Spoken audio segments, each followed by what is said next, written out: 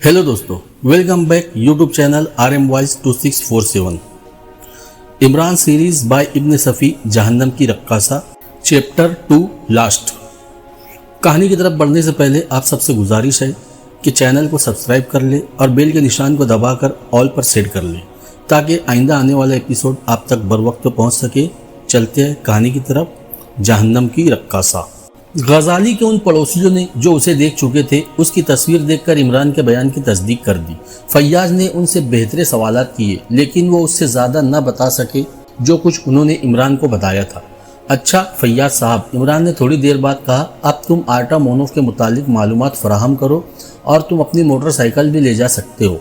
आर्टा मोनोफ कौन है? मेरा भतीजा है। तुम उसकी परवाह मत करो, ज़्यादा बोर मत करो, नहीं तो मैं स्विट्ज़रलैंड चला जाऊँगा। फैयाज से पीछे छुड़ाकर वो उन लोगों को तलाश करने लगा जिन्होंने पिछले दिनों सर तनवीर को गजाली के दरवाजे पर दस्तक देते देखा था।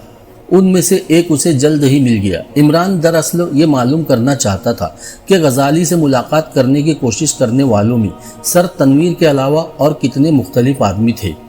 चूँकि इमरान भी पिछले दिन यहाँ मौजूद था इसलिए सर तनवीर का हवाला देकर गुफ्तगू आगे बढ़ाने में कोई दुश्वारी पेश नहीं आई और उसने बताया कि सर तनवीर के अलावा भी 2 आदमी यहाँ आते थे लेकिन उन्होंने कभी दरवाजे पर दस्तक नहीं दी। वो बस दूर ही से कमरे की निगरानी किया करते थे। उनके हुलिये के मुतालिक वो सिर्फ इतना ही बता सका कि उनके चेहरों पर घनी सिया दाढ़ियाँ थी और आंखों पर तारीक शीशों की ऐनकें। मेकअप। इमरान आहिस्ता से बड़बड़ाया। फिर बस्ती से निकलकर उसने एक टैक्सी ली और सर तनवीर के दफ्तर की तरफ रवाना हो गया। वो मुल्क के बहुत बड़े बरामद कुनंदगान में से था और उसके दफातर दुनिया के मुख्तलिफ हिस्सों में कायम थे। उस तक पहुंचने के लिए इमरान को खासी दुश्वारियों का सामना करना पड़ा। बहरहाल किसी न किसी तरह रसाई हो ही गई। सर तनवीर ने नीचे से ऊपर तक उसे घूर कर देखा। मैं ताउन का टीका लगाने के लिए नहीं आया, इमरान अहमकों की तरह बोल पड़ा। क्या बात है? सर तनवीर की गुंजीली आवाज़ से कमरे में झनकार सी पैदा हुई। गजाली की लाश, अल्फ्रेड गार्डन। कल रात। इमरान इस तरह बोला जैसे वो सर तनवीर से खौफजदा हो। क्या बकवास है? इमरान जेब से गजाली की तस्वीर निकालकर मेज़ पर रखता हुआ बोला, इसकी लाश। तो मैं क्या करूं? महज आपकी इत्तला के लिए वो अपने पड़ोसी के लिए बड़ा पुरअसरार था और वो लोग उससे भी ज़्यादा पुरअसरार थे जो उसके लिए उस बस्ती के चक्कर लगाया करते थे। सर तनवीर दोनों होंठ भींचकर कुर्सी की पुश्तों से टिक गया। उसकी आंखें इमरान के चेहरे पर थी। फिर उसने थोड़ी देर बाद कहा, इन गधों ने मुझे भी बीच में लपेट कर रख दिया। हुआ ये कि आज मैं वहाँ फिर पहुँच गया। मुझे हालात का इल्म नहीं था। वो गधे शायद आपके मुतालिक पुलिस को बता रहे थे। शहादत के तौर पर उन्होंने मुझे पेश कर दिया, मगर भला मैं उन्हें कैसे बता देता कि वो आप थे? बस्ती में घुसते ही एक मजदूर ने मुझे हालात से बाखबर कर दिया था। मैंने पुलिस को बताया कि एक शरीफ आदमी कार में ज़रूर आए थे मगर उन्हें पहचानता नहीं। अलबत्ता दूसरी बार देखने पर ज़रूर पहचान लूँगा। अब मेरी इज्जत आपके हाथ में है। क्यों? तुम्हारी इज्जत क्यों? मैं दरअसल सरकारी डॉक्टर नहीं हूँ। बस ये समझिए कि 420 करके पेट पालता हूँ। हाँ, किसी ज़माने में एक प्राइवेट डॉक्टर का कंपाउंडर ज़रूर रह चुका हूँ। डिस्टिल्ड वाटर के मुफ्त इंजेक्शन लगाकर लोगों पर अपनी अहमियत जताता हूँ, इसलिए कोई ख़ास ज़रूरत पड़ने पर लोग मेरे ही पास दौड़ आते हैं। मैं अपनी कमाई करता हूँ, जी हाँ, मगर अब शायद मेरी पोल खुल जाए। ये बहुत बुरा हुआ जनाब, आप मुझे कोई मशवरा दीजिए। मशवरा किसी वकील से लो। वक्त तो हो चुका है, अब तुम जा सकते हो। मगर ठहरो, तुम्हें यह तस्वीर कहाँ से मिली? अब मैं क्या अर्ज करूँ? आप न जाने क्या सोचेंगे। बताओ। सर तनवीर गरजा। मैं पुलिस से पीछा छुड़ाकर वापस आ रहा था कि पीपल वाली गली की मोड़ पर एक आदमी मिला। उसके चेहरे पर घनी सिया दाढ़ी थी और आंखों में तारीक शीशों वाली ऐनक। उसने मुझे तस्वीर देकर कहा कि यह गजाली की तस्वीर है और इसकी मौत के जिम्मेदार सर तनवीर ही हो सकते हैं। ब्लैकमेल करना चाहते हो मुझे? सर तनवीर दांत पीसकर बोले। अरे तौबा तौबा। इमरान अपना मुंह पीटने लगा। मैं जा रहा हूँ जनाब, आइंदा आप मेरी शक्ल न देखेंगे। मेरी 420 सिर्फ डॉक्टरी के पेशे तक ही महदूद है और मैं ज़्यादा लंबे हाथ मारने की कोशिश नहीं करता। तुम्हें तस्वीर कहाँ से मिली थी? सर तनवीर ने अपना सवाल दोहराया। मैंने हकीकत आपको बता दी और हाँ, उसने ये भी कहा था कि सर तनवीर को फंसवा दो। मैं इस जुमले से समझ गया था कि आपका कोई दुश्मन आपको ख्वाह परेशान करना चाहता है। तुम क्या चाहते हो? सर तनवीर ने थोड़ी देर बाद पूछा। हकीकत मालूम करना चाहता हूँ। क्यों? तुम्हें इससे क्या सरोकार? मैं दरअसल जासूसी कहानियाँ भी लिखता हूँ। हो सकता है कि मैं उससे कोई उम्दा सा प्लाट मुरतब करके थोड़े से पैसे ही कमा लूँ। सर तनवीर चंद लम्हे इमरान को घूरता रहा, फिर मेज की दराज खोलकर नोटों की एक गड्डी निकाली और उसे इमरान की तरफ फेंकता हुआ बोला, जाओ अपनी जबान बंद रखना, ये 2000 है। 2 लाख पर भी लानत। इमरान बिगड़ गया। आप एक शरीफ आदमी को ब्लैकमेलर समझ रहे हैं। डॉक्टरी वाली 420 की और बात है, इसमें काफ़ी मेहनत, वक्त और पैसा बर्बाद होता है और इस तरह अपनी कमाई हलाल कर लेता हूँ। समझे जनाब, लाहौल वला कुव्वत, मैं एक बाइज्जत अदीब हूँ। अगाथा क्रिस्टी ने मेरे दर्जनों नाविलों का अंग्रेजी तर्जुमा किया है। तुम मेरा वक्त तो बर्बाद कर रहे हो, रुपये उठाओ और चलते बनो। मैं हकीकत मालूम करना चाहता हूँ गजाली कौन था और आप जैसा बड़ा आदमी उसमें क्यों दिलचस्पी ले रहा था, और ये तो मैं जानता हूँ कि उसकी मौत में आपका हाथ नहीं है, वरना आप खुद को मंजरे आम पर न आने देते। मुझसे खुलकर बात करो, तुम कौन हो? सर तनवीर ने आगे झुकते हुए आहिस्ता से कहा, मैंने अभी तक बंद होकर कोई बात नहीं की। सीबीआई के आदमी हूँ। नहीं, मेरी शादी नहीं हुई, मैं किसी सीबीआई को नहीं जानता। सर तनवीर ने नोटों की गड्डी उठाकर फिर मेज की दराज में डाल ली और मेज पर रखी हुई घंटी पर हाथ मारता हुआ बोला, अब चुपचाप चले जाओ, वरना चपरासी धक्के देकर निकाल देगा। घंटी की आवाज़ के साथ ही चपरासी भी आ गया था। अक्खा अस्सलाम वालेकुम। इमरान ने उठकर न सिर्फ चपरासी को सलाम किया बल्कि ज़बरदस्ती मुसाफा भी करने लगा और चपरासी बेचारा बुरी तरह बौखला गया। चपरासी ही नहीं बल्कि सर तनवीर भी इस गैर मुतवक्किल हरकत से झूंझल में आ गया था। चपरासी, उसने बमुश्किल तमाम फंसी फंसी सी आवाज़ हलक से निकाली, लेकिन इमरान जा चुका था। इमरान ने फिर एक पब्लिक टेलीफोन बूथ से कैप्टन फैयाज के नंबर डायल किए और उससे आटा मोनूफ के मुतालिक पूछा, तुम आखिर क्या करते फिर रहे हो? फैयाज ने दूसरी तरफ से कहा, मुझे बताओ, वरना मजबूरन मुझे सब्र करना पड़ेगा। इमरान ने जल्दी से जुमला पूरा कर दिया। आटा मोनूफ के मुतालिक उस वक्त तक नहीं बताऊंगा जब तक कि तुम मुझे सारे हालात से बाखबर न कर दो। अच्छा मेरी जान, मुझे न गजाली से कोई दिलचस्पी है और न आटा मोनूफ से। मैं घर जा रहा हूँ, वैसे घर भी तुम्हारा ही है, लेकिन तुम्हारे फरिश्ते भी वहाँ से मुझे नहीं निकाल सकते। इमरान रिसीवर रखकर बूथ से बाहर आ गया। वो जानता था कि फैयाज अभी खुद ही दौड़ा आएगा, लिहाजा अब उससे कुछ पूछने की ज़रूरत नहीं। उसे यकीन था कि वो खुद ही आकर सब कुछ उगल देगा। इस भाग दौड़ में 4 बज गए थे और रूसी फ्लैट में उसकी मुंतजिर थी। न सिर्फ रूसी बल्कि लेडी तनवीर भी। इमरान लेडी तनवीर को देखकर बोला, आप यहाँ से फौरन चली जाइए क्योंकि कैप्टन फैयाज यहाँ आने वाला है। सिर्फ एक बात सुन लो, सुना जाइए जल्दी से। गजाली की मौत के बारे में मुझे कोई इल्म नहीं। ये ज़रूरी नहीं कि उसकी मौत में मेरा हाथ हो, और मेरा राज इतना अहम नहीं हो सकता कि उसे कत्ल करा दिया जाए। मैं आपका राज नहीं मालूम करना चाहता, आप जा सकती है, लेकिन मैं इतना जानता हूँ कि सर तनवीर बड़ी मुसीबतों में फंस जाएंगे। पुलिस उन्हें सूंघ चुकी है। एक सरकारी डॉक्टर ने उन्हें गजाली का कमरा खुलवाने की कोशिश करते देखा था। बस अब जाइए। अगर कैप्टन फैयाज ने आपको यहाँ देख लिया तो घपला हो जाएगा, बस जाइए।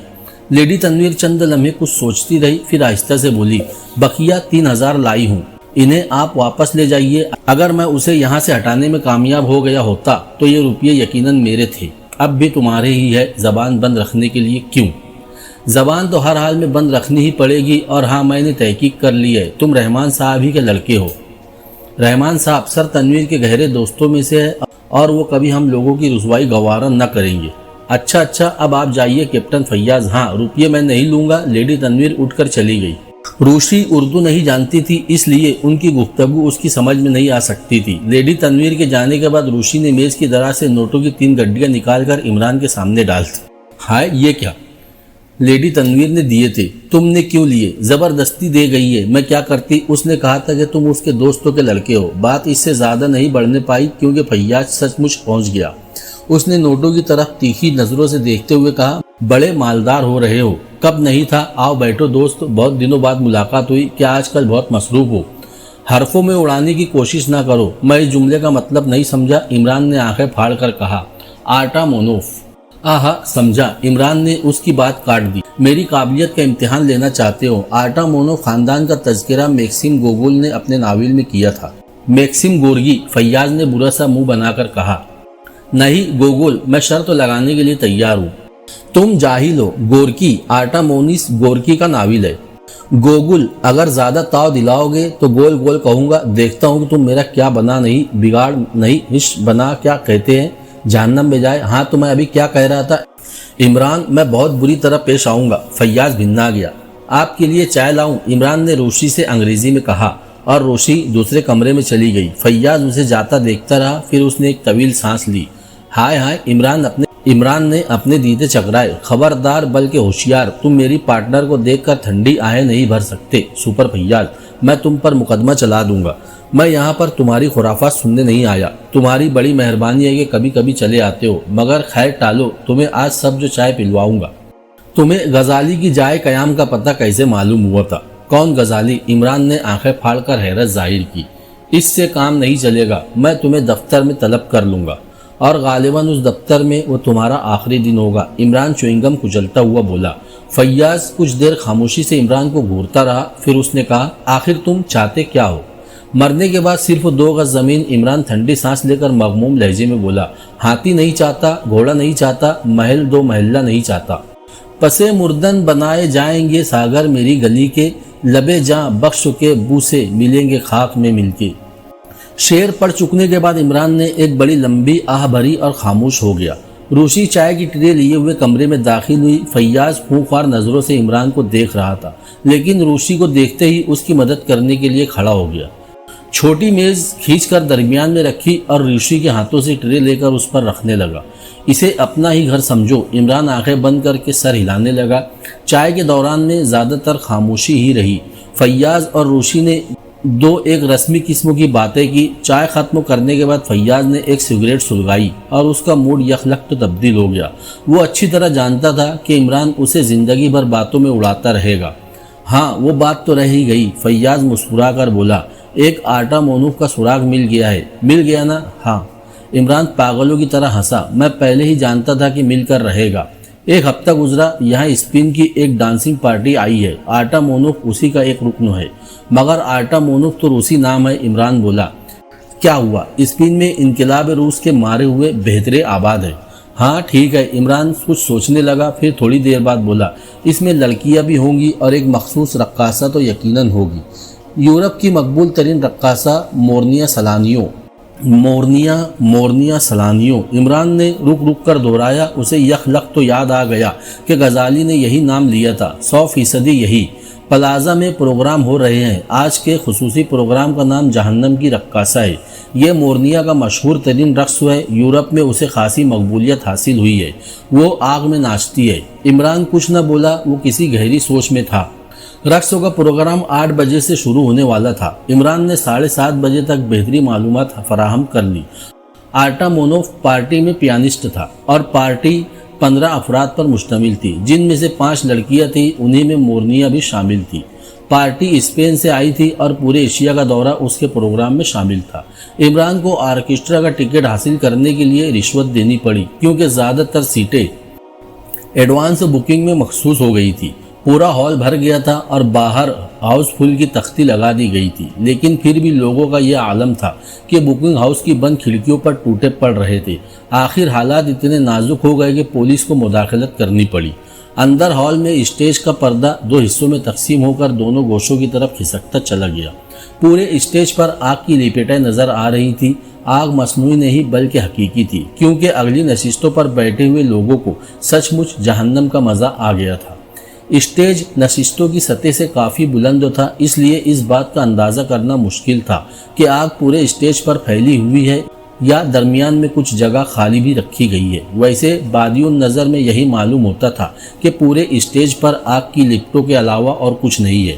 اچانک سارا ہال موسیقی سے گونجنے لگا اور آگ کی لپٹوں کے درمیان ایک حسین چہرہ دکھائی دیا، وہ بھی آگ ہی کا معلوم ہوتا تھا۔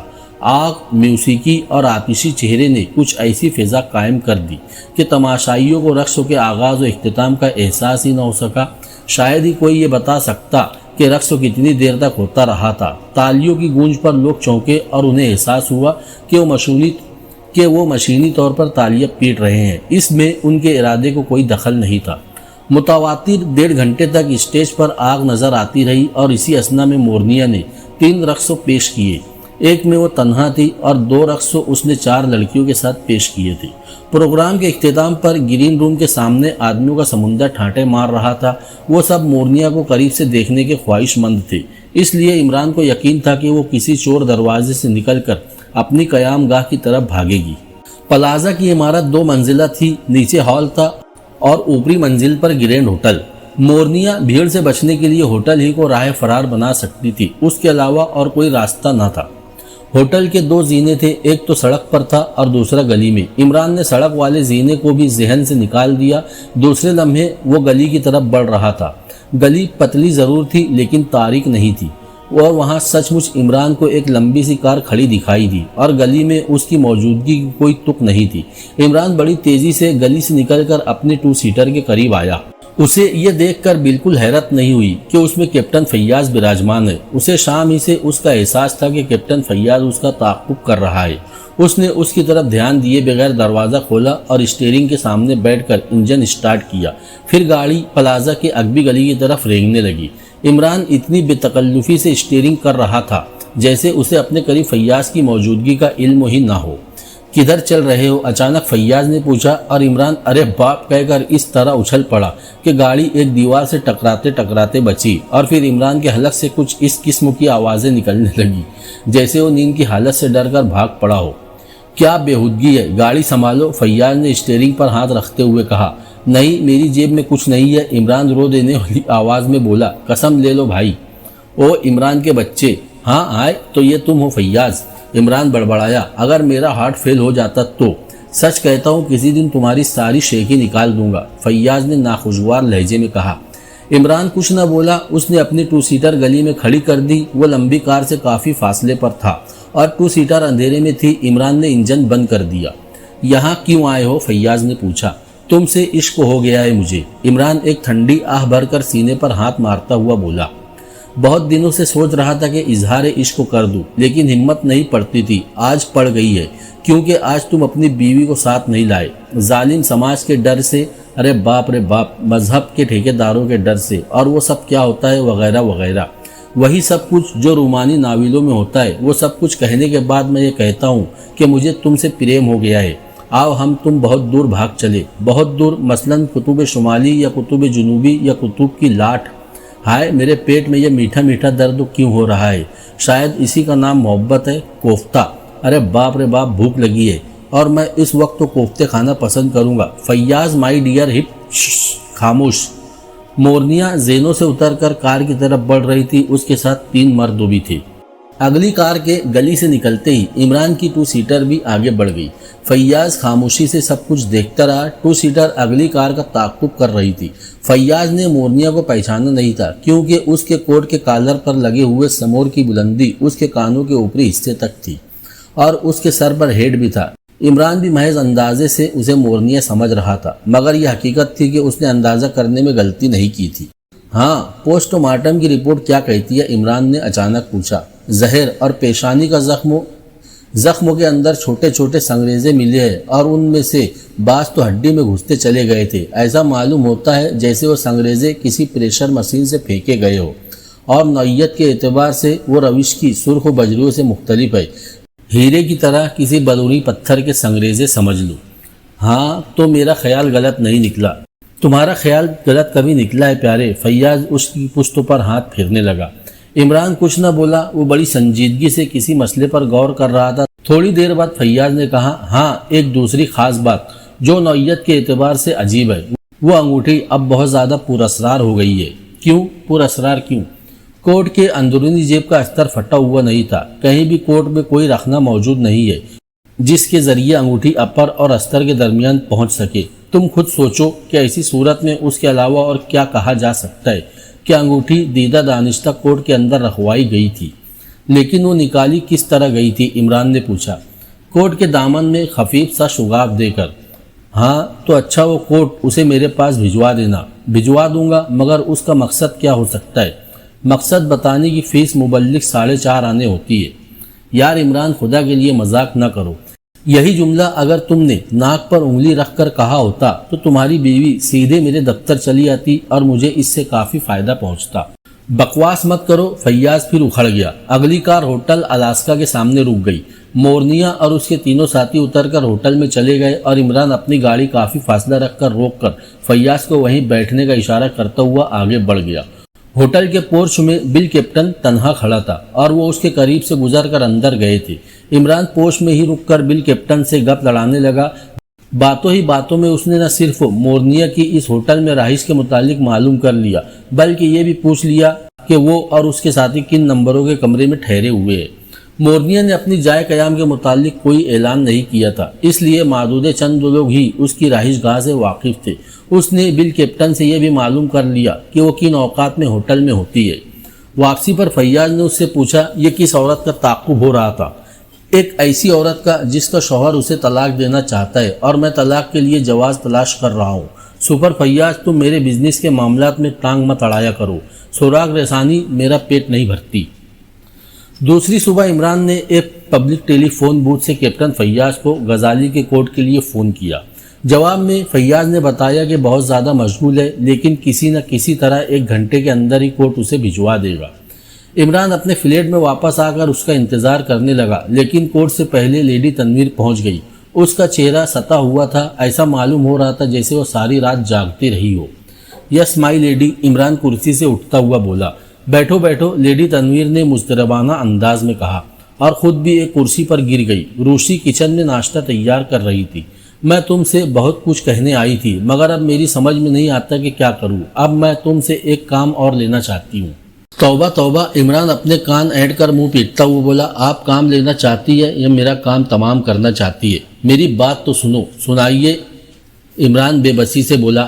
ایک بوگس ڈاکٹر کے متعلق معلومات فراہم کرنی ہے جو اسی معاملے میں سر تنویر کو بلیک میل کرنا چاہتا ہے۔ اس نے شاید انہیں غزالی کے دروازے پر دستک دیتے دیکھ لیا تھا۔ عمران نے ایک طویل سانس لی، اس کے چہرے پر اطمینان نظر آنے لگا، جیسے کوئی بہت بڑا مسئلہ حل ہو گیا ہو۔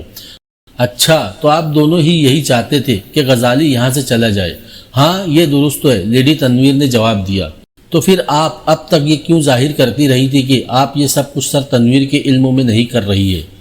ضرورت اگر میں ایسا نہ کرتی تو تمہیں میرا کام مضحکہ خیز معلوم ہوتا اور تم غزالی کو چھوڑ کر میرے ہی پیچھے پڑ جاتے، اور اگر میں یہ نہ کرتی تو 5000 کی پیشکش مسخرہ پن معلوم ہوتی۔ میں دراصل اپنے رویے سے یہ ظاہر کرنا چاہتی تھی کہ مجھے غزالی کی طرف سے بلیک میلنگ کا خدشہ ہے، لیکن حقیقت یہ نہیں تھی۔ پھر حقیقت کیا ہے؟ کچھ بھی ہو، لیکن وہ ایسی نہیں ہے جس کی بنا غزالی کی موت میں ہمارا ہاتھ ہو سکے۔ آپ نہیں بتانا چاہتی، میں صرف یہ چاہتی ہوں کہ تم اس واقعے کو بھول جاؤ، کوئی ایسی حرکت نہ کرو جس سے میرا راز تشت ازبام ہو جائے، اور اگر تم اس نقلی ڈاکٹر کو بھی روک سکو تو اس کی اجرت الگ، وہ بھی معمولی رقم نہ ہوگی، سمجھا؟ اگر آپ دونوں یعنی آپ کے ساتھ سر تنویر بھی اس معاملے میں کسی ایک مقصد کے تحت دلچسپی لے رہے ہیں تو میں مطمئن ہوں، لیکن ایک نہ ایک دن تو آپ کو اپنا راز مجھے بتانا ہی پڑے گا۔ فضول باتیں چھوڑو، اس نقلی ڈاکٹر کے لیے کیا کرو گے؟ بھلا میں اسے کہاں ڈھونڈتا پھروں گا؟ اور پھر اگر اس کی لاش سے بھی ملاقات ہو گئی تو خدا کو کیا منہ دکھاؤں گا؟ عمران بیٹے، خدا کے لیے مجھ پر رحم کرو۔ اچھا تو جائیے، سر تنویر سے کہہ دیجئے گا کہ جیسے ہی ڈاکٹر پھر نظر آئے اسے پکڑ کر پولیس کے حوالے کر دے، پھر میں سب کچھ دیکھ لوں گا۔ مگر آپ مجھے سب کچھ بتائیں گی؟ سر تنویر سے مشورہ لیے بغیر میں کچھ نہیں کہہ سکتی۔ ہاں، تم اس بوگس ڈاکٹر والے معاملے کے لیے کتنا طلب کرو گے؟ کچھ بھی نہیں، میں یہ نیک کام مفت کروں گا۔ میں تمہارے متعلق بہت کچھ معلومات فراہم کر چکی ہوں۔ تم آخر رحمان صاحب کی مرضی کے مطابق زندگی کیوں نہیں بسر کرتے؟ وہ خود میری مرضی کے متعلق زندگی کیوں نہیں بسر کرتے؟ عمران گھڑی کی طرف دیکھتا ہوا کھڑا ہو گیا اور پھر آہستہ سے بولا، اب میں اجازت چاہوں گا۔ لیڈی تنویر چلی گئی، لیکن اس نے عمران کے اس رویے پر بہت برا سا منہ بنایا تھا۔ عمران میز پر طبلہ بجانے لگا، پھر چونک کر روشی کو آواز دی۔ تھوڑی دیر بعد دونوں ناشتہ کر رہے تھے۔ روشی کچھ اکھڑی اکھڑی نظر آ رہی تھی، ایسا معلوم ہو رہا تھا جیسے وہ برس پڑنے کے لیے کوئی بہانہ تلاش کر رہی ہو۔ ناشتے کے دوران ہی میں کیپٹن فیاض کا آدمی غزالی کا کوٹ لے کر آیا اور واپس بھی چلا گیا۔ کاروبار تو اچھا چل رہا ہے، عمران نے روشی سے کہا تھا، اور روشی نے جواب میں زمین و آسمان ایک کر دیے۔ عمران کی شخصیت کا کوئی پہلو ایسا نہیں بچا جس پر روشی نے نکتہ چینی نہ کی ہو۔ پرواہ نہ کرو، عمران بڑبڑایا، ایک دن تم بھی اس کی عادی ہو جاؤ گی۔ نہیں، میں تنہائی میں پاگل ہو جاؤں گی۔ تم مجھے اپنے دوستوں سے کیوں نہیں ملاتے؟ ملاؤں گا، ذرا حالات درست ہو جانے دو۔ اچھا، اب میں کام کرنا چاہتا ہوں، عمران نے کہا اور غزالی کا کوٹ الٹ پلٹ کر دیکھنے لگا۔ دامن میں نیچے کی طرف ایک چھوٹا سا شگاف تھا جو غالباً انگوٹھی کے اندر سے نکالنے کے لیے بنایا گیا تھا۔ بہرحال کوٹ کا اچھی طرح جائزہ لینے پر فیاض کے بیان کی تصدیق ہو گئی۔ فی الحقیقت دوسرا کوئی ایسا سوراخ موجود نہیں تھا جس سے انگوٹھی استر اور اپر کے درمیان پہنچ سکتی ہو۔ پھر وہ انگوٹھی اندر کس طرح پہنچی؟ عمران سوچنے لگا کہ دوسری صورت یہی ہو سکتی ہے کہ وہ دیدہ دانستہ اپر اور استر کے درمیان رکھ کر کوٹ سلوائی گئی ہو، مگر مقصد کیا خود انگوٹھی کی حفاظت، مگر انگوٹھی فیاض کے بیان کے مطابق زیادہ قیمتی نہیں تھی۔ اس پر کوئی نگینہ بھی نہیں تھا، نگینے کی جگہ مستہ تھی اور اس پر غزالی کندہ تھا۔ وہ سوچ رہا تھا کہ انگشتری پر نام کندہ کرانا بھی کم از کم موجودہ دور میں رائج نہیں، پھر مقصد۔ وہ کافی دیر تک خیالات میں ڈوبا رہا، پھر اس نے غزالی کے کوٹ کا استر ادھیڑنا شروع کر دیا۔ دیر ضرور لگی لیکن محنت ضائع نہیں ہوئی۔ سینے پر بکرم کی جگہ ٹریسنگ کلات لگا ہوا دیکھ کر عمران چونکا، اور پھر دوسرے ہی لمحے میں اس نے ایک طویل سانس لی۔ ٹریسنگ کلات پر سیاہ رنگ کی تحریر تھی۔ عمران اسے پڑھتا رہا اور اس کے ہونٹ بھیجتے رہے۔ تحریر پڑھ چکنے کے بعد اس نے ٹریسنگ کلات کے ٹکڑے کو بڑی احتیاط سے میز کی دراز میں رکھ دیا اور بائیں طرف کا استر ادھیڑنے لگا۔ ادھر بھی بکرم کی بجائے ٹریسنگ کلات ہی نکلا، لیکن یہ بالکل سادہ تھا۔ عمران نے اسے بھی نکال کر دراز میں ڈال دیا۔ روشی بیکار بیٹھی تھی، اس نے ایک بار پھر عمران سے اپنی اکتاہٹ کا تذکرہ کیا۔ ہاں واقعی، عمران مسکرا کر بولا، بیکاری آدمی کو بیماری میں ڈال دیتی ہے۔ اچھا تو بیکار مت بیٹھو، اس کوٹ کا استر دوبارہ سی ڈالو۔ تم نے اسے ادھیڑا کیوں اور یہ کس کا ہے؟ روشی نے پوچھا۔ وہ اس وقت تو کمرے میں موجود نہیں تھی جب عمران نے اس کا استر ادھیڑ کر ٹریسنگ کلات نکالا تھا۔ میرا ہی ہے، عمران نے سنجیدگی سے کہا۔ میں ہمیشہ پرانے کوٹ خرید کر پہنتا ہوں، اس طرح کئی عدد کوٹ ہو جاتے ہیں، اور یہ تو تم جانتی ہی ہو کہ ہر روز کوٹ تبدیل کرنے والے ہمیشہ بڑے آدمی ہوا کرتے ہیں۔ اسی شام کو عمران پھر پلازا میں جا پہنچا، لیکن آج اس کے ساتھ اس کا دوست تو پروفیسر بھی تھا، وہی جس سے عمران نے سگریٹ کے پیکٹ پر پنسل سے کیے ہوئے دستخط پڑھوائے تھے۔ آرکیسٹرا کے ٹکٹوں کا انتظام پہلے ہی سے کر لیا گیا تھا اور اس بات کا خاص خیال رکھا گیا تھا کہ پچھلی نشستوں کی قطار میں جگہ ملی۔ مگر آج غالباً مورقد العرا رقص نہیں ہوگا، پروفیسر نے کہا، وہی آگ والا۔ پرواہ نہیں، عمران سر ہلا کر بولا، بس جیسے ہی میں ریڈی کہوں اپنے ہوش و حواس سنبھال لینا، سمجھے؟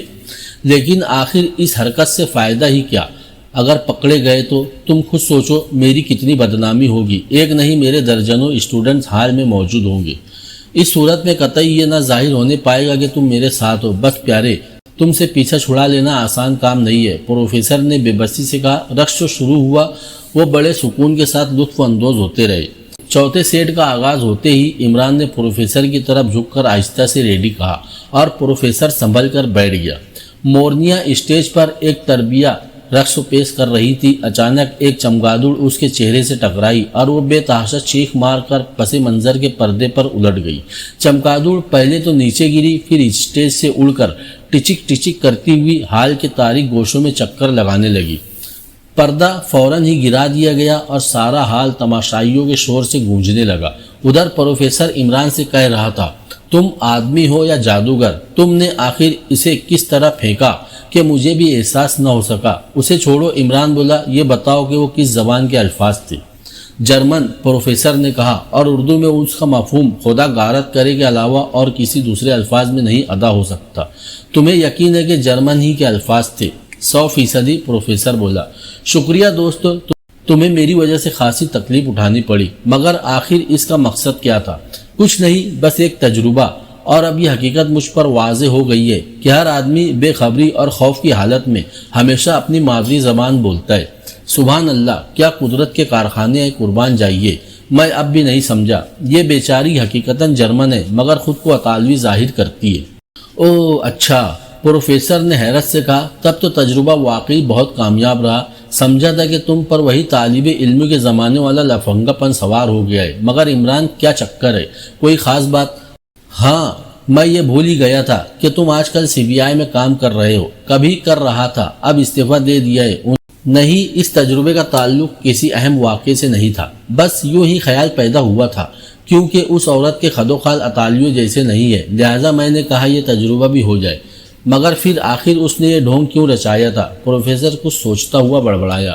یہ بھی کوئی خاص بات نہیں، عمران نے لاپرواہی سے کہا۔ جنگ عظیم کے بعد سے یورپ میں جرمنوں کی طرف سے عام بیزاری پائی جاتی ہے، لہٰذا خود کو جرمن ظاہر کر کے وہ اتنی زیادہ مقبول نہ ہو سکتی۔ پروفیسر کچھ نہ بولا۔ عمران نے بڑی خوبصورتی سے بات بنائی تھی۔ ہوٹل الاسکا میں ایک ہفتہ قبل بکنگ کرائے بغیر کمرہ حاصل کر لینا آسان کام نہیں تھا، لیکن عمران کو اس کے بے تکلف احباب بھوت بھی کہتے تھے، لہٰذا وہ بھوت ہی ٹھہرا اور اس نے ایک چھوڑو 2 کمرے حاصل کیے، ایک اپنے لیے اور ایک روشی کے لیے، اور اسی کاریڈر میں حاصل کیے جس میں مورنیہ سلانیوں اور اس کے ساتھیوں کے کمرے تھے۔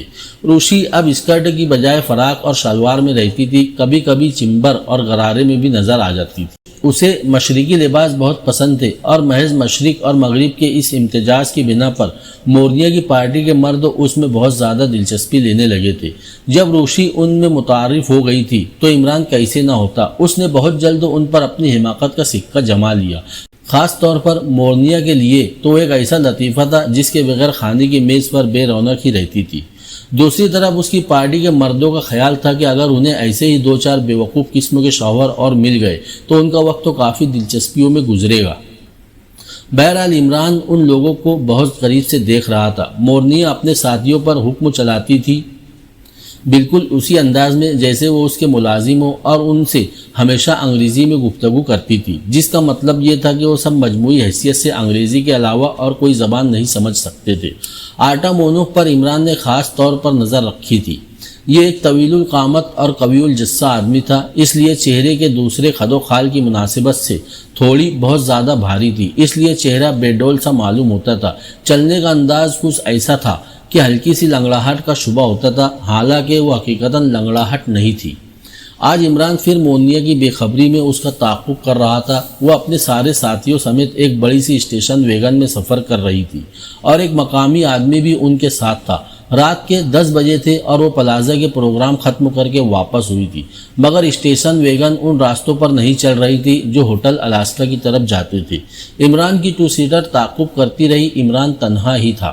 پھر اسٹیشن ویگن ایک ایسی بستی میں داخل ہوئی جہاں زیادہ تر اونچے طبقے کے لوگ آباد تھے اور یہاں دور دور تک شاندار عمارتیں پھیلی ہوئی تھی، لیکن آبادی گھنی نہیں تھی۔ ہر عمارت الگ حیثیت رکھتی تھی اور ایک سے دوسرے کے درمیان میں کچھ نہ کچھ فاصلہ ضرور تھا۔ بستی کے باہر 2 اطراف میں جنگلوں اور کھیتوں کے سلسلے تھے۔ اسٹیشن ویگن ایک عمارت کے سامنے رک گئی۔ عمران بہت زیادہ احتیاط برت رہا تھا۔ اس نے اپنی کار کی ہیڈ لائٹس پہلے ہی سے بجھا رکھی تھی۔ 2-3 آدمی اسٹیشن ویگن سے اترے اور پھر سب ہی نیچے آ گئے۔ وہ گاڑی سے کوئی بہت وزنی چیز اتارنے کی کوشش کر رہے تھے اور اسے نیچے اتارنے میں تاخیر کا سبب عمران کی سمجھ میں نہ آ سکا، جبکہ بیک وقت تو کئی آدمی کوشش کر رہے تھے۔ آخر تھوڑی ہی دیر بعد حقیقت واضح ہو گئی۔ انہوں نے ایک بہت بڑا گٹھرا اتارا، لیکن انہیں اسے پھر زمین پر ڈال دینا پڑا اور 2-3 آدمی اسے دبائے رہے۔ بالکل ایسا معلوم ہو رہا تھا جیسے وہ کوئی جاندار چیز ہو اور انہیں اس بات کا خدشہ ہو کہ اگر وہ اسے دبائے نہ رہے تو وہ ان کے قبضے سے نکل جائے گی۔ بدقت تمام وہ اسے اٹھا کر سامنے والی عمارت میں چلے گئے۔ عمران نے مضطربانہ انداز میں اپنے شانوں کو جنبش دی، چند لمحے اسی جگہ کھڑا رہا، پھر بڑی تیزی سے ایک سمت چلنے لگا۔ اسے یاد آ گیا تھا کہ اس بستی میں ایک سرکاری ہسپتال تھا جہاں پبلک کے استعمال کے لیے ٹیلی فون بوتھ بھی بنا ہوا ہے۔ اس نے بوتھ میں داخل ہو کر بڑی تیزی سے کیپٹن فیاض کے نمبر ڈائل کیے۔ اسے یقین تھا کہ وہ اس وقت تو گھر ہی پر ہوگا کیونکہ اس کی بیوی ان دنوں بیمار تھی۔ ہیلو فیاض، میں عمران بول رہا ہوں، روپ نگر سے۔ ہاں، اور میں سریا لاج میں غیر قانونی طور پر داخل ہونے جا رہا ہوں۔ اگر تم چاہو تو تمہیں 1 گھنٹے بعد وہاں میری لاش تیار ملے گی۔ اگر اس سے پہلے پہنچ گئے تو ہو سکتا ہے کہ غزالی کے قاتلوں کا دیدار کر سکو۔ سمجھ گئے نا؟ ہاں، بس ختم۔ عمران ریسیور ہک سے لگا کر پھر باہر آ گیا اور بہت تیزی سے اپنی کار کی طرف واپس جا رہا تھا۔ کار کے قریب پہنچ کر اس نے اس کی اسٹیپنی کھولی اور اندر ہاتھ ڈال کر کچھ ٹٹولنے لگا۔ اس اسٹیپنی میں دنیا بھر کی بلائیں بھری رہتی تھی اور عمران اسے ہمیشہ مکفل رکھتا تھا۔ مورنیہ سلانیو اس وقت عورت نہیں معلوم ہو رہی تھی اور نہ اس کے خد و خال میں نسوانیت کا شائبہ رہ گیا تھا۔ وہ اس دیسی آدمی کو بھوکی شیرنی کی طرح گھور رہی تھی جو اس کے سامنے ایک کرسی میں رسی سے جکڑا بیٹھا تھا۔ اس کے علاوہ وہ ایک دیسی آدمی اور بھی تھا، لیکن وہ مورنیہ کے آدمیوں کے ساتھ تھوڑے ہی فاصلے پر کھڑا بے تعلقانہ انداز میں سگریٹ کے ہلکے ہلکے کش لے رہا تھا۔ بتاؤ مورنیہ گرجی، ہڑتال کیوں کامیاب نہیں ہوئی تھی؟ میں نہیں جانتا، کرسی میں بندھے ہوئے آدمی نے جواب دیا۔ آرٹامونوف، مورنیہ نے آرٹامونوف کی طرف دیکھے بغیر اسے مخاطب کیا۔ ہاں مادام۔ اس کے بازوؤں پر خنجر کی نوک سے انقلاب لکھو۔ آرٹامونوف جیب سے ایک بڑا سا چاقو نکال کر دیسی کی طرف بڑھا اور دیسی ہذیانی انداز میں چیخنے لگا۔ تم مجھے خوف زدہ نہیں کر سکتے، تم میرا کچھ نہیں بگاڑ سکتے۔ آرٹامونوف نے چاقو کی نوک اس کے بازو میں اتار دی۔ دیسی نے اپنے ہونٹ بھینچ لیے. اب وہ خاموش ہو گیا تھا, بالکل بے حس و حرکت. صرف اس کی آنکھوں سے تکلیف کے احساس کا اظہار ہو رہا تھا. بس اب ہٹ جاؤ, مورنیا بولی. آٹا مونوف نے چاقو ہٹا لیا. دیسی کی آستینوں سے خون کی بوندیں ٹپک رہی تھی. اب بتاؤ, مورنیا نے اسے مخاطب کیا.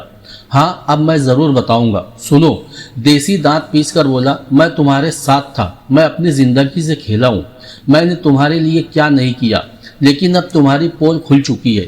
تمہاری تنظیم کا دعویٰ ہے کہ ساری دنیا کے آدمیوں کے بہی خواہ ہو, لیکن یہ دعویٰ ایک کھلا ہوا جھوٹ ہے. تمہاری تنظیم ساری دنیا میں ایک مخصوص قسم کا انقلاب لانا چاہتی ہے, محض اس لیے کہ دنیا کے کسی گوشے میں اس کے مخالف نہ رہ جائے اور وہ ملک و ساری دنیا پر اپنی چودراہٹ قائم کرے جو اس تنظیم کا مرکز ہے. آٹا مونوف, مورنیا نے انتہائی سرد و لہجے میں کہا, اس کی ران پر انقلاب لکھو.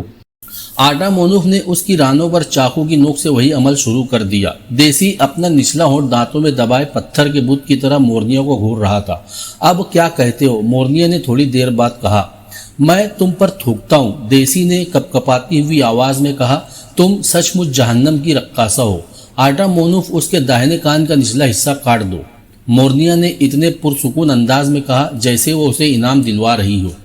آٹا مونوف نے اس کے داہنے کان کی لو اڑا دی. دیسی اپنی چیخ کسی طرح نہ روک سکا. مورنیا خاموشی سے اسے دیکھتی رہی. پھر اس نے آٹا مونوف کو الگ ہٹ جانے کا اشارہ کیا. دیسی کے کان سے خون کی دھار نکل کر گردن پر پھیل رہی تھی. تم اپنی زندگی سے کیوں بیزار ہو, اس دیسی نے کہا جو دور کھڑا سگریٹ پی رہا تھا. بھائی زخمی کر رہا, خدا تمہیں عقل دے. ایک دن تمہارا بھی یہی حشر ہونے والا ہے, مگر اس وقت تو چاقو تمہارے اپنے ہی کسی بھائی کے ہاتھ میں ہوگا.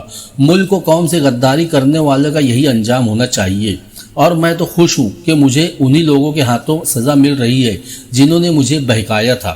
خاموش رہو, مورنیا چیخی. تمہاری ہڈیوں پر سے ایک ایک بوٹی کر کے گوشت اتارا جائے گا, یہ بھی کر کے دیکھ لو. لیکن تمہیں ہڑتال کی ناکامی کے اسباب نہیں معلوم ہو سکیں گے. تم مجھے مار ڈالو تب بھی. آٹا مونوف, دوسرے کان کی لو بھی اڑا دو. اس بار دیسی کے منہ سے ایک طویل چیخ نکلی اور وہ بے ہوش ہو گیا. موسیو ارشاد, مورنیا نے دوسرے دیسی کو مخاطب کیا. یس مادام, اب کیا صورت اختیار کی جائے؟ کوئی بھی نہیں, وہ ہرگز نہیں بتائے گا. خیر پرواہ نہیں, مورنیا نے لاپرواہی سے کہا. آٹا مونوف, اسے ختم ہی کر دو. آٹا مونوف بے ہوش آدمی کی طرف پھر بڑھا. ٹھہرو, ارشاد چیخا. اس کے داہنے ہاتھ میں ریوالور تھا اور وہ اچھل کر دور جا کھڑا ہوا تھا. کیا مطلب؟ آٹا مونوف پلٹ کر گرایا. تم سب اپنے ہاتھ اوپر اٹھا لو, اس سے پہلے میں مروں گا.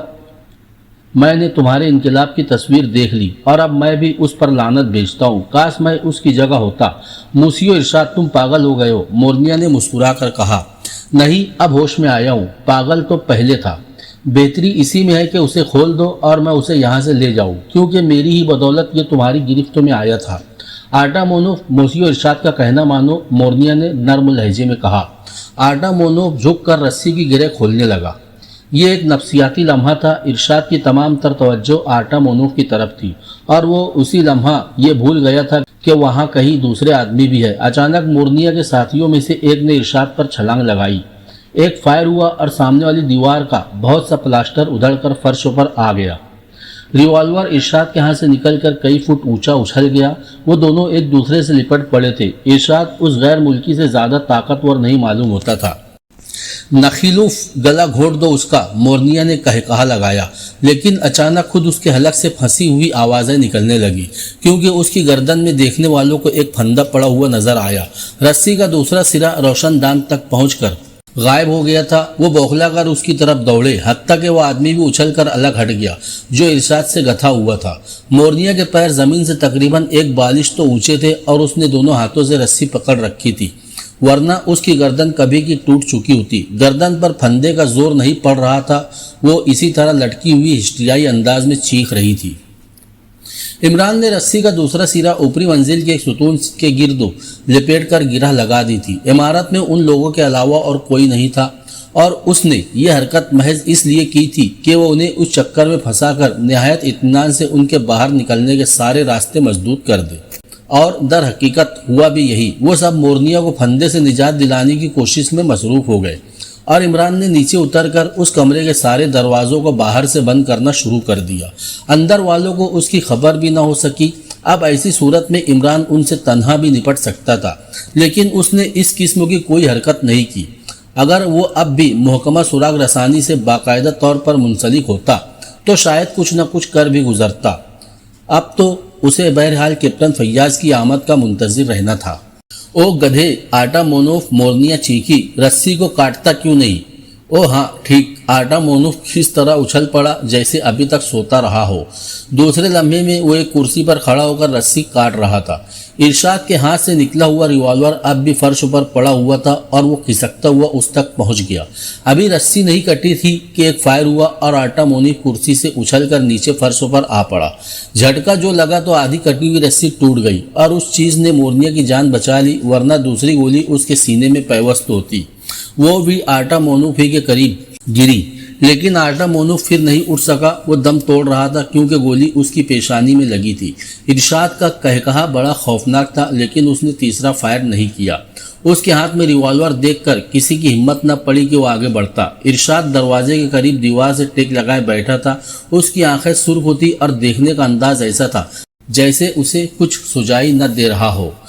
کٹی ہوئی رسی کا پھندا اب بھی مورنیا کی گردن میں تھا اور شاید اب اسے اس کا احساس ہی نہیں رہ گیا تھا کہ اس کی آنکھوں میں اس وقت تو بڑی خوفناک قسم کی چمک نظر آ رہی تھی۔ کتیا سنو، اچانک ارشاد گرایا، یہاں اس ملک میں تمہارے ناپاک ارادے کبھی شرمندہ تکمیل نہیں ہو سکیں گے۔ یہاں کی فضا میں ایسا معاشرہ زندہ ہی نہیں رہ سکتا جو خدا کے وجود سے خالی ہو، اور اب تم بھی جاؤ۔ ارشاد نے جواب دیا، لیکن مورنیا اس سے پہلے ہی زمین پر گر چکی تھی۔ اس کی چیخ نے ارشاد کو دھوکے میں ڈال دیا۔ وہ نہیں دیکھ سکا کہ وہ فرش پر گر کر مردہ آرٹامونوف کی جیبیں ٹٹول رہی تھی۔ اور تم سب، ارشاد نے مورنیا کے دوسرے ساتھیوں سے کہا، اپنے ہاتھ اوپر اٹھائے رکھو۔ یہ نہ سمجھنا کہ اس ریوالور میں اب صرف 2 ہی گولیاں رہ گئی ہے۔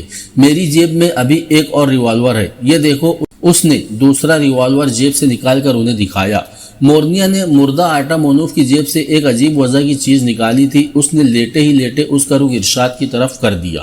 عمران سارے دروازوں کی مضبوطی کے متعلق اطمینان کر کے صدر دروازے کی طرف چل پڑا۔ وہ بہت بے صبری سے کیپٹن فیاض کا انتظار کر رہا تھا اور وہ ابھی صدر دروازے تک پہنچا بھی نہ تھا کہ اس نے فائروں کی آوازیں سنی اور وہ اندر کے کسی حصے سے آتی معلوم ہوتی تھی۔ وہ الٹے پاؤں واپس ہوا، کچھ دور یوں ہی چلتا رہا، پھر دوڑنے لگا۔ اب اسے اپنی غلطی کا احساس ہوا تھا۔ اسے پہلے ہی ان دونوں دیسیوں کا انتظام کر لینا چاہیے تھا۔ اس بار کے دونوں فائروں کا یہی مطلب ہو سکتا ہے کہ وہ دونوں ختم کر دیے گئے۔ پھر جیسے ہی وہ اس کمرے کے دروازے تک پہنچا، اس نے تیسرے فائر کی آواز سنی اور ساتھ ہی مورنیا کی چیخ بھی سنائی دی۔ دوسرے ہی لمحے میں اس کی آنکھ دروازے کی جھری سے جا لگی۔ سامنے 7-8 آدمی اپنے ہاتھ اوپر اٹھائے کھڑے تھے۔ آرٹامونوف کی لاش بھی دکھائی دی، جس کے سر کے گرد بہت سا خون فرش پر پھیلا ہوا تھا، اور اس نے مورنیا کو اس کی جیب سے کوئی چیز نکالتے دیکھا۔ ارشاد اسے نہیں دکھائی دیا کیونکہ وہ اسی دروازے کے قریب دیوار سے ملا بیٹھا تھا۔ بے ہوش دیسی اب بھی کرسی میں جکڑا ہوا تھا۔ عمران نے اندازہ کر لیا کہ دوسرا دیسی یقیناً زندہ ہے اور اس نے سامنے والے آدمیوں کے ہاتھ اٹھوا رکھے ہیں، لیکن مورنیا کی حرکت اس کی سمجھ میں نہ آ سکی۔ یہ بات تو پہلے ہی اس پر واضح ہو گئی تھی کہ فائر مورنیا پر کیا گیا تھا، کیونکہ چیخ اسی کی تھی اور اس کے علاوہ اور کوئی دوسری عورت کمرے میں نہیں تھی۔ وہ سمجھا تھا کہ شاید مورنیا مردہ آرٹامونوف کی جیب سے ریوالور نکال رہی ہے اور بے خبری میں اس آدمی پر فائر کر دے گی جس نے اس کے ساتھیوں کے ہاتھ اٹھوا رکھے ہیں۔ لیکن اس کی توقع کے خلاف مورنیا نے اس کی جیب سے سیاہ رنگ کا ایک چپٹا سا ڈبہ نکالا، جس کی لمبائی 6 انچ سے زیادہ نہ رہی ہوگی اور چوڑائی زیادہ سے زیادہ 3-4 انچ۔ پھر اس نے اس کا ایک سرا دروازے کی طرف گھماتے دیکھا۔ دفتن ایک خیالی بجلی کی سی سرعت کے ساتھ اس کے ذہن میں آیا اور وہ بے اختیار چیخنے لگا، روشی ڈارلنگ، تم کہاں ہو؟ یہ آرٹامونوف کتا تمہیں کہاں لے گیا؟ مورنیا نے عمران کی آواز سنی اور ڈبہ اس کے ہاتھ سے گر گیا۔ ارشاد بھی اس کی آواز پر چونک پڑا تھا۔ اب اسے اس کا بھی احساس ہوا کہ مورنیا زندہ ہے، اور اس نے اس سیاسی چیز کی بھی ایک جھلک دیکھی جو مورنیا کے ہاتھ سے گری۔ وہ بھی اسے ریوالور سمجھا۔ کھڑی ہو جاؤ مورنیا، ورنہ گولی مار دوں گا، ارشاد چیخا۔ مورنیا بوکھلا کر کھڑی ہو گئی۔ ڈبہ آرٹامونوف کی لاش پر پڑا ہوا تھا۔ اپنے ساتھیوں کے ہاتھ ان کے رومالوں اور ٹائیوں سے باندھ دو، ارشاد بولا، اور پھر اس نے ریوالور کا رخ دروازے کی طرف کرتے ہوئے کہا، تم جو کوئی بھی ہو باہر ہی ٹھہرو، اگر اندر آئے تو موت ملے گی۔ میں اپنی بیوی کی تلاش میں ہوں، عمران نے رو دینے کے لہجے میں انگریزی میں کہا۔ یہ لوگ اسے بہکا کر یہاں لائے ہیں۔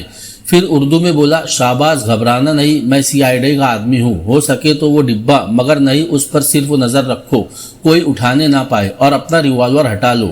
میں کیسے یقین کر لوں؟ دھیمی آواز میں جواب ملا۔ اس کی گردن میں نے ہی پھندا ڈالا تھا۔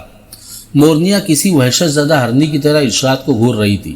ارشاد نے دوسرے ریوالور کا دستہ مار کر چٹخنی گرا دی، اور عمران اس طرح اندر گھستا چلا گیا جیسے غیر متوقع طور پر دروازہ کھلنے کی بنا پر اپنا توازن برقرار نہ رکھ سکا ہو، اور پھر وہ آٹا مونو کی لاش پر گر پڑا۔ اس پر سے اٹھا تو ڈبہ اس کی جیب میں داخل ہو چکا تھا۔ کیا تم سب کیچوے ہو گئے ہو؟ دفعتاً مورنیا نے اپنے آدمیوں کو للکارا، اور پھر ایسا معلوم ہوا جیسے ان سب کی بے ہوشی رفع ہو گئی ہو۔ 2 فائر ہوئے، لیکن وہ آندھی کی طرح ارشاد پر گرے تھے۔ ارشاد کی فائر خالی گئے تھے۔ عمران نے مورنیا کی گردن میں لٹکی ہوئی رسی کو پکڑ کر جھٹکا دیا اور وہ اس پر آ گری۔ عمران اسے اس کے ساتھیوں کے ساتھ گھماتا ہوا چیخا، ہٹ جاؤ، الگ ہٹ جاؤ، ورنہ میں اسے مار ڈالوں گا۔ انہوں نے اس کی طرف دیکھا مگر پرواہ نہ کی۔ ارشاد نے پھر فائر کیا، ایک زخمی ہو کر گرا، لیکن کب تک؟ انہوں نے اسے جلد ہی بے بس کر کے دونوں ریوالور اپنے قبضے میں کر لیے۔ 2 ریوالوروں کی نالے عمران کی طرف اٹھی ہوئی تھی اور وہ مورنیا کی گردن دبوچے ہوئے کہہ رہا تھا، فائر کرو، اس طرح پہلے یہ مرے گی، بعد کو میری باری آئے گی۔ ریوالور خالی کر کے میری طرف پھینک دو، ورنہ میں اس کا گلا گھونٹتا ہوں۔ عمران مورنیا سمیت پیچھے کی طرف کھسکتا ہوا دیوار سے آ لگا تھا، اور اب اسے اطمینان ہو گیا تھا کہ اگر وہ اس پر فائر کریں گے تو پہلے مورنیا ہی شکار ہوگی۔ تم بالکل گدھے ہو، ارشاد اردو میں بڑبڑا رہا تھا، سارا کھیل بگاڑ دیا۔ اگر میں کھیل نہ بگاڑتا تو تمہارا کھیل کبھی کا ختم ہو چکا ہوتا۔ اچانک بے شمار دوڑتے ہوئے قدموں کی آوازیں عمارت میں گونجنے لگی۔ پھر وہ لوگ سنبھلنے بھی نہ پائے تھے کہ مسلح پولیس کے سپاہی اس کمرے میں گھس پڑے۔ 2-3 فائر پھر کمرے میں ہوئے، لیکن آنے والے تعداد میں ان غیر ملکیوں سے کئی زیادہ تھے۔ 2 کانسٹیبل زخمی ضرور ہو گئے، لیکن مجرموں میں سے ایک بھی بچ کر نہ نکل سکا۔ پھر وہ عمران کی طرف متوجہ ہوئے اور عمران زور سے چیخا، اے خبردار، ادھر پردہ ہے۔ ابھی 4 بجے تھے کہ عمران کی آنکھ کھل گئی۔ کوئی بڑی شد و مت کے ساتھ فلیٹ کا دروازہ پیٹ رہا تھا۔ عمران کی للکار پر جو آواز آئی وہ کیپٹن فیاض کے علاوہ اور کسی کی نہیں ہو سکتی تھی۔ عمران نے اٹھ کر دروازہ کھولا۔ کس مصیبت میں پھنسا دیا تم نے؟ فیاض نے جھلائے ہوئے لہجے میں کہا۔ کیوں، کیا ہوا؟ وہ آدمی جس کا نام تم نے ارشاد بتایا تھا، وہ تو پاگل ہے، پچھلے سال پاگل خانے میں بھی رہ چکا ہے، کئی پولیس افسروں نے اس کی تصدیق کی ہے۔ وہ اب بھی پاگل ہے اور دن رات سڑکوں پر مارا مارا پھرتا ہے۔ اچھا، دوسرا زخمی آدمی؟ عمران نے پوچھا۔ وہ تو واپسی پر راستے ہی میں مر گیا۔ مورنیا کہتی ہے کہ ارشاد نے خود کو ایشیائی رقصوں کا ماہر بتا کر اس کی پارٹی کو اس عمارت میں مدعو کیا تھا، اور وہ وعدہ کیا تھا کہ وہ اسے ایشیا کی چند و قدیم رقصوں کے متعلق بتائے گا۔ اس کا بیان ہے کہ جب وہ کمرے میں پہنچی تو اسے اور اس کے ساتھیوں کو ایک بے ہوش زخمی آدمی کرسی میں بندھا ہوا دکھائی دیا۔ پھر ارشاد نے ان سب سے کہا کہ اگر انہوں نے اس کی مرضی کے خلاف کیا تو ان کا بھی اس آدمی کا سا حشر ہوگا۔ اس نے انہیں دھمکانے کے لیے 2 ریوالور نکال لیے تھے۔ پھر مورنیا سے دوسرے کمرے میں تنہا چلنے کے لیے کہا۔ اس پر اس کے ساتھیوں کو غصہ آ گیا، ہنگامہ ہوا اور اس کے 2 ساتھی ارشاد کی گولیوں کا نشانہ بن گئے، اور پولیس پر بھی اس نے گولی چلائی تھی۔ اور تم اتنے ہی میں بور ہو گئے؟ عمران جماہی لے کر بھررائی ہوئی آواز میں بولا۔ کیا تمہارے پاس ان کے خلاف کوئی ٹھوس ثبوت ہے؟ ہاں، مورنیا ایک ایسے ملک کی جاسوسہ ہے جو ساری دنیا پر اپنا تسلط چاہتا ہے۔ ثابت کر سکو گے؟ کیوں نہیں؟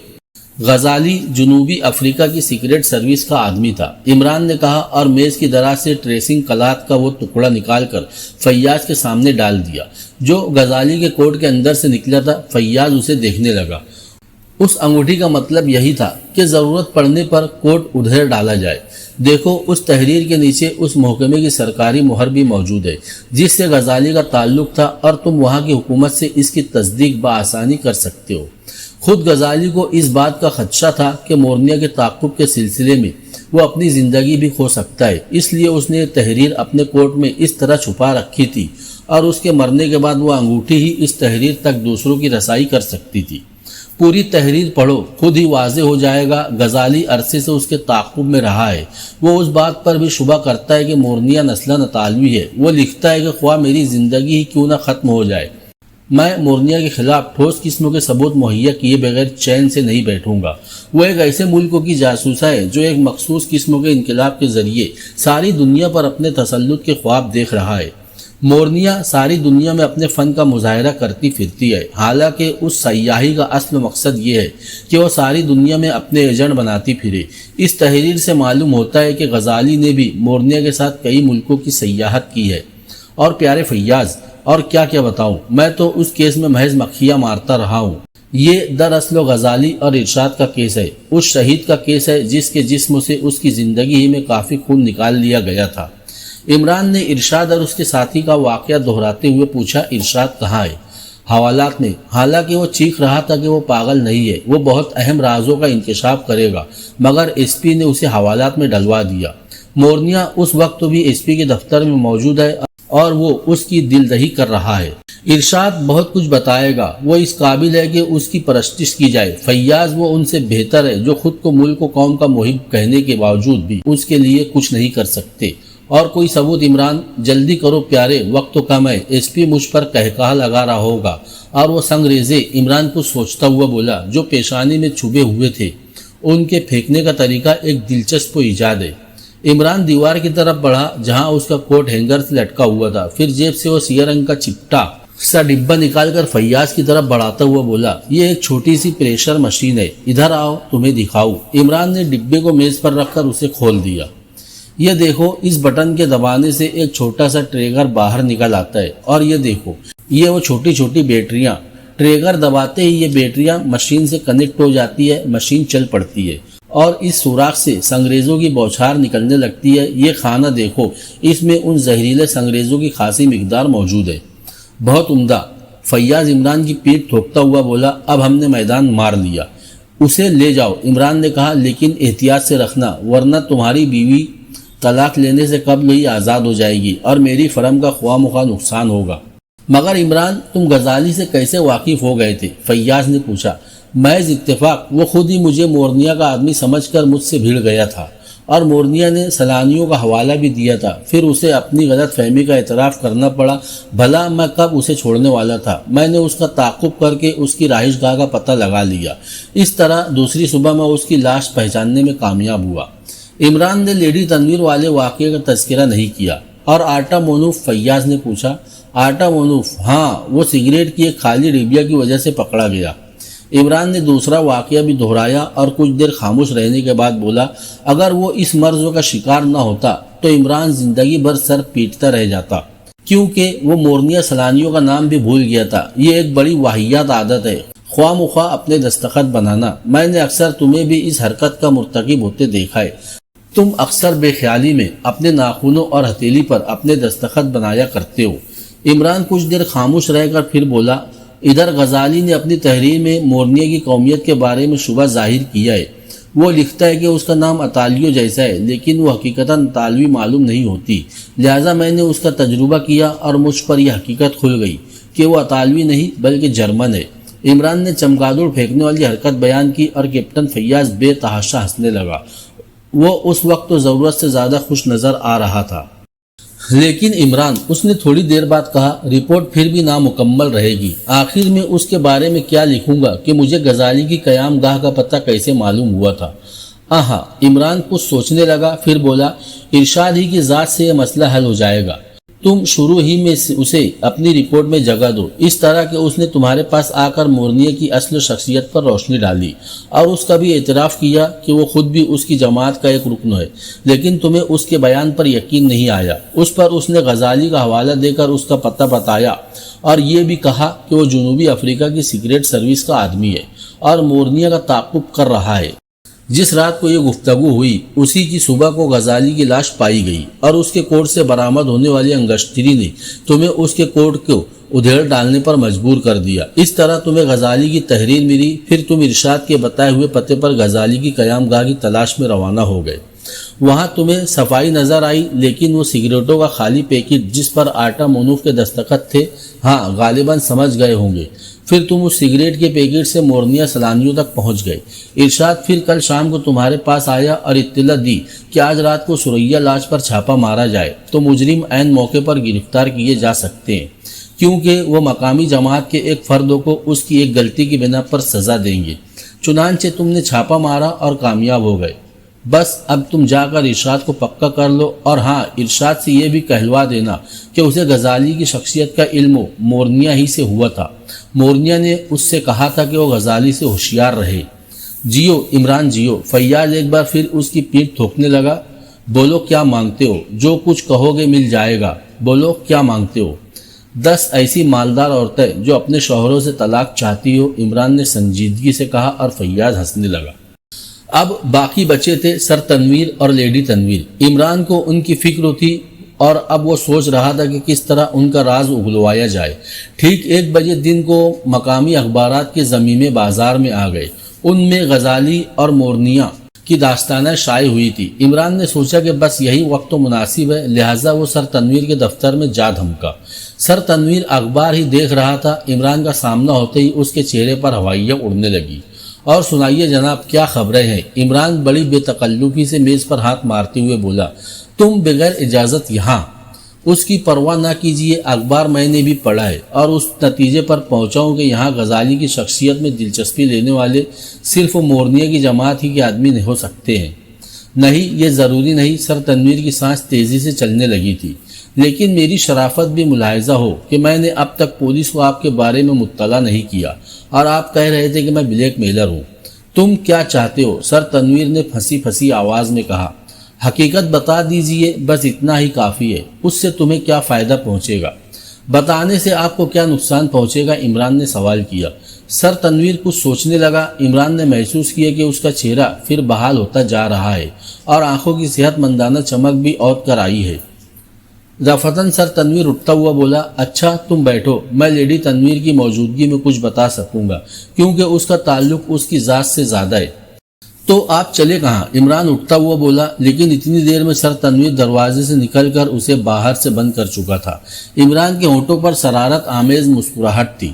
دوسری طرف دوسرے کمرے میں سر تنویر فون پر جھکا ہوا تھا اور کہہ رہا تھا، سائرہ، میں نے اس بوگس ڈاکٹر کو اپنے آفس میں بند کر لیا ہے۔ تم عمران کو ساتھ لے کر فوراً آ جاؤ، جلدی کرو، بہت جلدی۔ وہ اس کمرے سے نکل کر پھر اپنے دفتر کے سامنے آ گیا۔ چپراسی کو اس نے پہلے ہی بھگا دیا تھا۔ عمران بڑے سکون سے اندر بیٹھا رہا اور اس کے اس سکون پر سر تنویر کو بھی حیرت ہو رہی تھی۔ آدھا گھنٹہ گزر جانے کے بعد لیڈی تنویر بوکھلائی ہوئی وہاں آئی۔ وہ تو نہیں مل سکا ڈارلنگ، اس نے ہانپتے ہوئے کہا۔ وہ ڈاکٹر کہاں ہے؟